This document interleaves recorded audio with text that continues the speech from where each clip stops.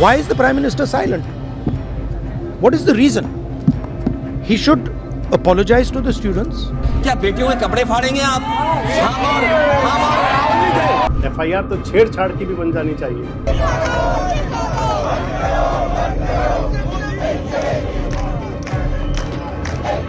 शरद पवार साहब जो कल अपनी बेटी के साथ जंतर मंतर पहुंचे थे सुप्रिया सुले के साथ, आज जाने कौन सी मांडवाली करने के लिए प्रधानमंत्री निवास में। जो छात्र चाहते हैं, जो छात्रों की डिमांड है, सबसे पहली मांग है धर्मेंद्र प्रधान इस्तीफा कि छात्र जो है वो परीक्षा प्रणाली को ठीक करने के लिए आंदोलनरत है। तो उस पर चीफ जस्टिस ऑफ इंडिया जवाब देते हैं, थैंक यू वेरी मच, बंद कीजिए अपनी बकवास, यही कहने का उसका आशय है।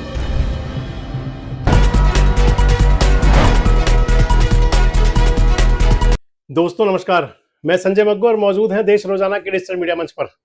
आपसे बात करने चला हूं देश के वर्तमान हालात की, जो इस समय दिल्ली से पूरे देश में अग्रेसित हो रहा है।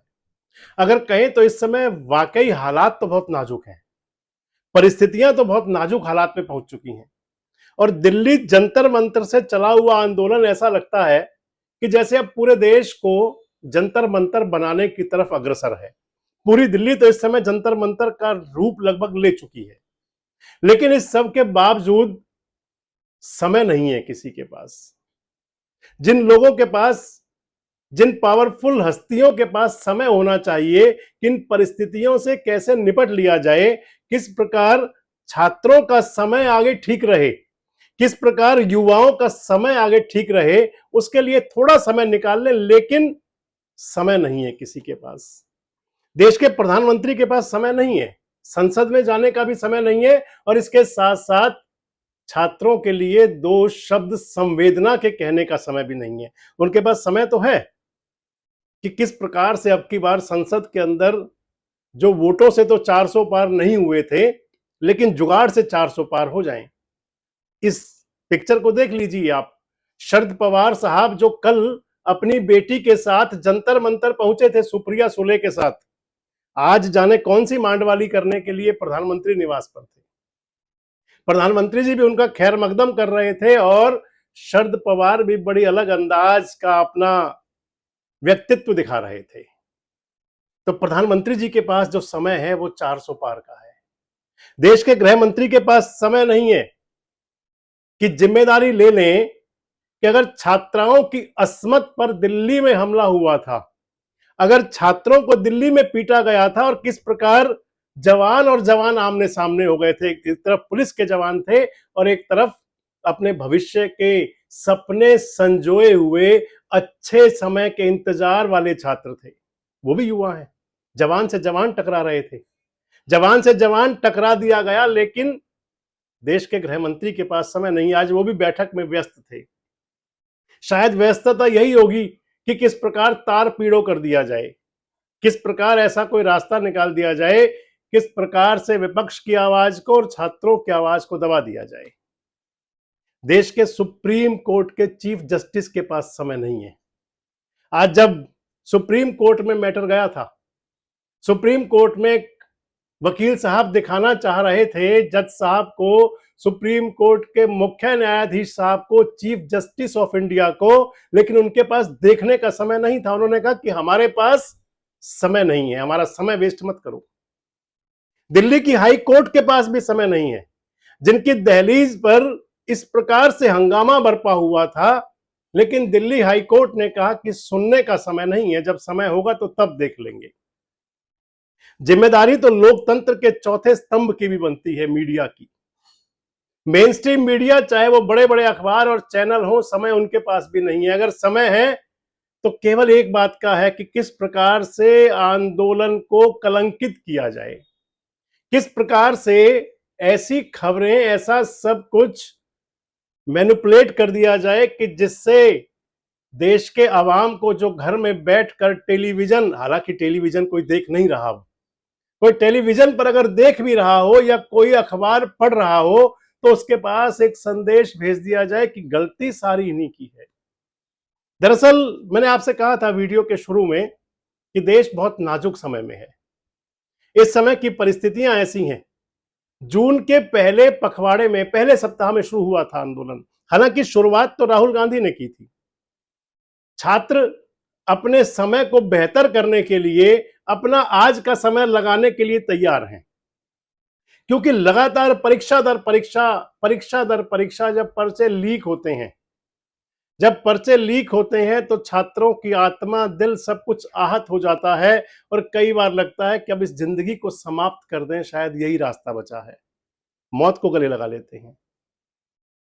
आंकड़ा तो सीधा सीधा नहीं है, लेकिन सूत्र ऐसा बताते हैं कि 3 दर्जन से ज्यादा नौनिहालों ने अपनी जिंदगी को अपने हाथ से कुर्बान कर दिया ताकि व्यवस्था ठीक हो जाए आगे, ताकि पेपर लीक का जो खेल है ये बंद हो जाए, ताकि जाग जाए हुक्मरान, ताकि जाग जाए वो एजेंसियां जिन पर दारोमदार है कि छात्रों का भविष्य सुरक्षित रहे। लेकिन समय किसके पास है?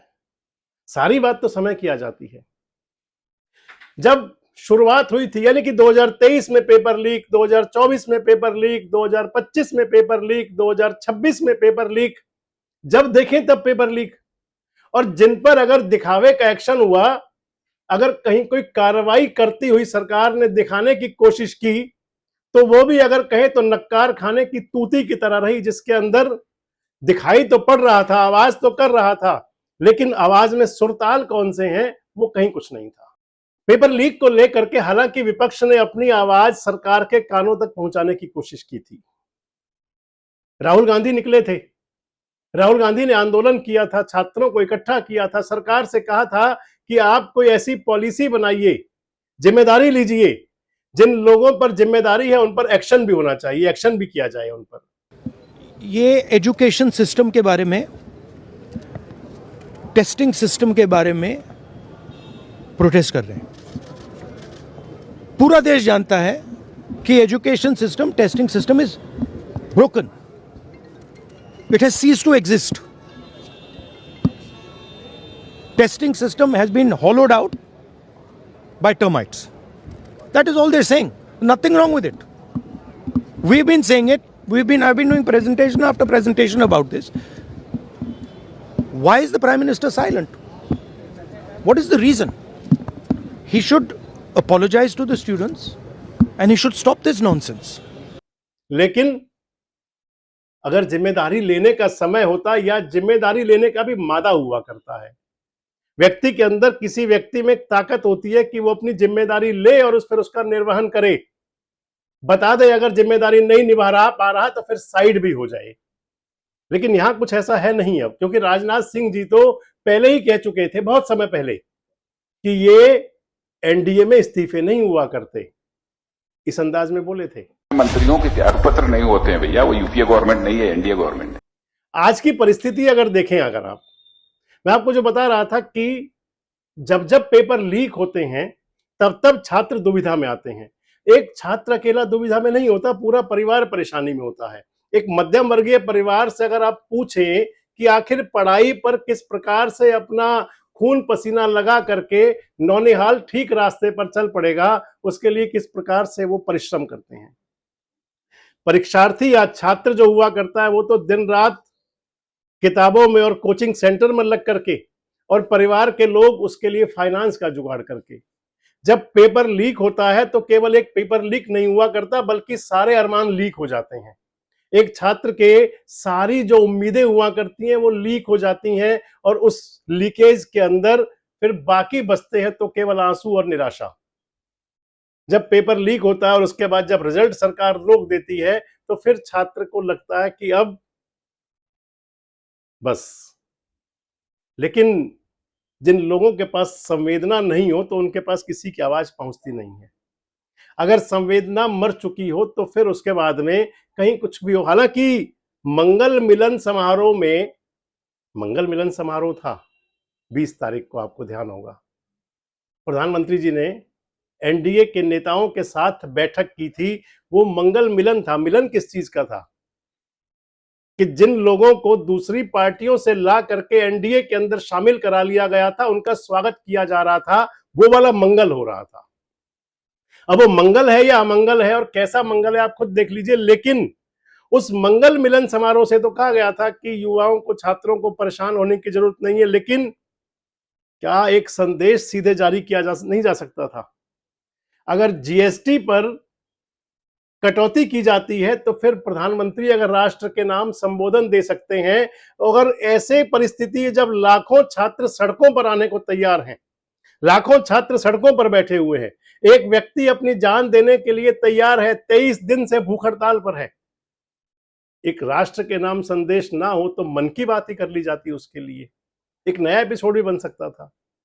लेकिन अगर सोच लिया जाए कि कोई किसी हालात में रहे, हमें बस टस से मस नहीं होना, तो सरकारों की तो वो बात रही। आज अगर देखें तो आप सोशल मीडिया पर और मीडिया में कुछ आपको अलग अलग प्रकार के अंदाज के, क्योंकि सभी प्रकार के सभी को अभिव्यक्ति की आजादी है, सभी अपनी बात कह सकते हैं।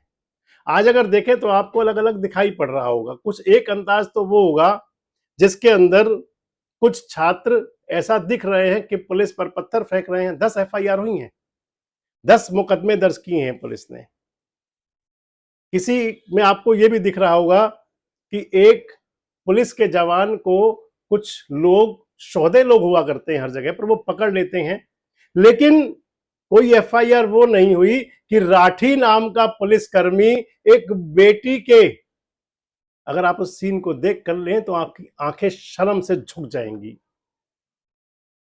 एक बेटी जो भागने की कोशिश कर रही है, वो पुलिसकर्मी किस अंदाज से डंडा दिखा रहा है उसमें। एक पुलिसकर्मी, एक पुलिस का जवान जो सिविल यूनिफॉर्म में बैठा हुआ और किस प्रकार बर्बरता करने के बाद मोहक अंदाज है उसका। एक एफआईआर तो उन पर भी हो जानी चाहिए थी। अगर बेटी के साथ में किसी प्रकार के कपड़े तक फाड़ दिए गए छात्राओं के। अध्यक्ष महोदय, आपको नहीं बोलने दे रहे। अध्यक्ष महोदय, अखिलेश जी, आपको नहीं बोलने दे रहे। ये मुद्दा कांग्रेस, समाजवादी पार्टी, बीजेपी का नहीं है। ये मुद्दा युवाओं और छात्र नौजवानों का है। तो आपने इनको बुलवा दिया, क्या समझौता कर लिया आपने? क्या आपने क्यों नहीं बोलने दिया हमें? अध्यक्ष आपको मैंने बोलने के लिए कहा, एक मिनट प्लीज। नहीं, आपने समझौता क्यों कर लिया फिर? हम लोग का बात भी अखिलेश जी, नहीं, छात्र नौजवान क्या केवल? अखिलेश जी एक मिनट। नहीं अध्यक्ष महोदय, ये पक्ष ठीक नहीं है अध्यक्ष महोदय। ये युवा छात्र नौजवान हम सबके हैं, हम सब लड़ रहे हैं उनके लिए, हम सब लड़ रहे हैं उनके लिए। और जब छात्रों की नहीं सुनी जाएगी तो सड़कों पे आएंगे। और जो सरकार ने व्यवहार किया है, इस्तीफा तो क्या है, इस्तीफा तो जब चाहेंगे तब मंत्री ले लेंगे, सदन के बाद ले लेंगे। लेकिन सवाल ये, जो छात्रों के साथ व्यवहार हुआ है, उनके हाथ तोड़े, सर तोड़ा, उनके कपड़े फाड़े, क्या बेटियों के कपड़े फाड़ेंगे आप? हम और राहुल जी थे। अध्यक्ष महोदय, हम मजबूरी में गए हैं प्रधानमंत्री के आवास पर। अगर आप सुन लेते हैं यहाँ पर तो हम नहीं जाते। क्या प्रधानमंत्री स्टेटमेंट नहीं दे सकते हैं? युवाओं के लिए आप बाहर बोल सकते हैं, सदन में क्यों नहीं बोल सकते हैं आप? जिस अंदाज में रोका जा रहा था वो बताने के लिए काफी है कि नीयत क्या थी। एफआईआर तो छेड़छाड़ की भी बन जानी चाहिए थी, लेकिन कहीं कुछ नहीं है। अब बड़ी बात आ जाती है कि आखिर समय ठीक हो कैसे। आखिर जब समय किसी के पास नहीं है, क्योंकि चीफ जस्टिस कह चुके, चीफ जस्टिस ऑफ इंडिया ने, बाकी सभी कहें तो कहें, लेकिन देश के मुख्य न्यायाधीश कह रहे हैं कि उनके पास कोई समय नहीं है आपके इन वीडियो देखने का। वकील साहब कहते हैं कि छात्र जो है वो परीक्षा प्रणाली को ठीक करने के लिए आंदोलनरत हैं, तो उस पर चीफ जस्टिस ऑफ इंडिया जवाब देते हैं, थैंक यू वेरी मच, बंद कीजिए अपनी बकवास। यही कहने का उसका आशय है, यही कह सकते हैं उसे आप। आज की परिस्थितियों को अगर देखें, क्योंकि कुछ स्थानों पर अगर आप टीवी चैनल्स में देखें तो आपको दिख रहा होगा, जिसके अंदर कह रहे हैं कि कहीं टीवी की एंकर बोल रही हैं कि पत्थर मार रहे थे, कोई कह रहे हैं कि मीडिया कर्मियों के साथ बदसलूकी कर रहे थे। लेकिन जब एक उंगली आप सामने उठाते हैं तो हमेशा 4 आपकी तरफ आया करती हैं। आखिर मीडिया कर्मियों की परिस्थिति हो क्या चुकी है? अगर आप खबरें प्लांट करेंगे तो एक समय तो वो आ ही जाएगा। आज अगर देखें तो चाहे वो छात्रों की बात हो और चाहे विपक्षी नेताओं की बात हो, जो मुख्य मांग है उसके अंदर सबसे प्रमुख तो ये है कि परीक्षा पर जो लीक हुए हैं मामले, उन पर दोषी जो हैं वो जिम्मेदारी लें और उस पर संसद में चर्चा हो। ये तो विपक्षी नेता चाहते हैं। और इधर जो छात्र चाहते हैं, जो छात्रों की डिमांड है, सबसे पहली मांग है धर्मेंद्र प्रधान इस्तीफा दें, शिक्षा मंत्री। दूसरी मांग है कि इसके साथ जो पेपर लीक के जो मामले हैं उन पर बड़ा एक्शन हो, बड़ी कार्रवाई हो, पूरी जांच हो और जांच रिपोर्ट सामने आए और फिर दूध का दूध और पानी का पानी हो। और तीसरी मांग है कि जिन छात्रों के सुसाइड हुए हैं, जिन छात्रों ने अपनी जिंदगी दे दी थी, जिन्होंने सिस्टम के आगे अपनी व्यथा को दिखाते हुए गूंगे बहरे सिस्टम को जगाने की कोशिश करते हुए अपनी जान न्यौछावर कर दी, उनको क्लेम दिया जाए 1 करोड़ रुपया मुआवजे तक की मांग है। लेकिन सरकार की तरफ से अभी ना तो सरकार इस्तीफा दिलवाना चाहती है, क्योंकि यू टर्न तो हो नहीं सकता। अब देखना होगा, जब बात आ जाती है तो फिर याद किसान आंदोलन भी आता है। 1 साल से लंबे समय तक चला किसान आंदोलन, 700 से ज्यादा किसानों की जिंदगी कुर्बान, 700 से ज्यादा किसान मारे गए थे। और उसके बाद देश के प्रधानमंत्री जी ने इस अंदाज में आकर के कहा था कि हम कृषि कानूनों को वापस लेते हैं, इस अंदाज में बोले थे तब। साथियों, मैं आज देशवासियों से क्षमा मांगते हुए सच्चे मन से और पवित्र हृदय से कहना चाहता हूं कि शायद हमारी तपस्या में ही कोई कमी रही होगी, जिसके कारण दिए के प्रकाश जैसा सत्य कुछ किसान भाइयों को हम समझा नहीं पाए। आज गुरु नानक देव जी का पवित्र प्रकाश पर्व है। ये समय किसी को भी दोष देने का नहीं है। आज मैं आपको, पूरे देश को ये बताने आया हूं कि हमने 3 कृषि कानूनों को वापस लेने का, रिपील करने का निर्णय लिया है। तो क्या आज भी वही को इंतजार करना पड़ेगा? कितनी कुर्बानियां और देनी पड़ेंगी? कितने छात्रों को और खून बहाना पड़ेगा? आखिर कब जागेंगी सरकारें और कब समय निकालेंगी कि छात्रों का समय ठीक हो जाए? अगर आप भी इन बातों से सहमत हैं तो कमेंट बॉक्स में अपनी राय जरूर दें। जुड़े रहें हमारे साथ, देखते रहें देश रोजाना। हमारे साथ जुड़े रहने के लिए सब्सक्राइब करें देश रोजाना के YouTube चैनल को और नई वीडियो की नोटिफिकेशन पाने के लिए बेल आइकन जरूर दबाएं। अगर आप ये वीडियो Facebook या Instagram पर देख रहे हैं तो पेज को लाइक और फॉलो जरूर करें और ज्यादा से ज्यादा शेयर करें।